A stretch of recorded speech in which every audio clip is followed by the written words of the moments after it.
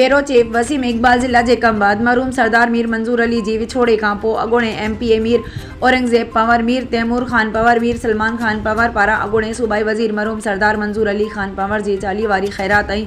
सरदारज़ादा चंगेज़ ख़ान पंवर खे पंवर कबीले जे सरदारी पग ॿधाइण वारी तक़रीब जे कमबाद जी दरगाह मेहर शाह भरिसां कोटाई वेई, जंहिंमें सिंध जे अॻूणे वॾे वज़ीर सैयद मुराद अली शाह, सरदार अली गोहर महर, नवाब अमीर बख्श भुट्टो, सरदार ॼाम तमाची ख़ान उनड़, अॻूणो MNA मीर बाबुल ख़ान भयो, सरदार ज़ुल्फ़ार ख़ान सरकी, अॻूणो MPA डॉक्टर सूराब ख़ान सरकी, सरदार सखी अब्दुल रज़ाक खोसो, अॻूणो सूबाई वज़ीर सैयद नासिर शाह, अॻूणो सूबाई वज़ीर ॼाम ख़ान छोरो, सिंध असेंबली जो अॻूणो स्पीकर आगा सुराज ख़ान दुरानी, एडिशनल IG जावेद आलम ओडो, सरदार अली अहमद ओडो, नवाबज़ादा बुरहान ख़ान चांडियो, सरदार मोज़म ख़ान अब्बासी, डॉक्टर मोहम्मद इब्राहिम जतोई, सरदार जागण ख़ान भयो,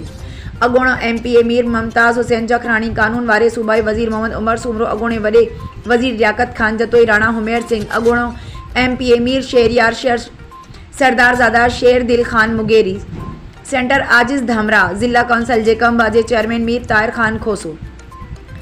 ज़िला काउंसिल कनकोट जे चेयरमैन मीर गुल मोहम्मद जखरानी समेत सिंध बलोचिस्तान तोड़े पंजाब जे मुख़्तलिफ़ इलाक़नि जा सरदार मोतबर मोज़ज़ीन ऐं पंवर कबीले जा हज़ारे माण्हू शरीक थिया। तक़रीब जी शुरूआत तिलावत कलाम पाक सां कई वई, जंहिं बाद मुख़्तलिफ़ सरदारनि पारां मरहूम सरदार जे पगदार पुट चंगेज़ ख़ान पंवर खे पंवर कबीले जे 6 सरदार तौर पग ॿधाए वर ॾिना विया। तक़रीब में लंगर न्याज़ जो बंदोबस्त पिणु कयो वियो। उन मौक़े ते पंवर कबीले जे नएं सरदार चंगेज़ ख़ान पंवर मीडिया सां ॻाल्हाईंदे चयो, सरदारी ज़िम्मेवारी बाबा वांगुरु निभाईंदुसि।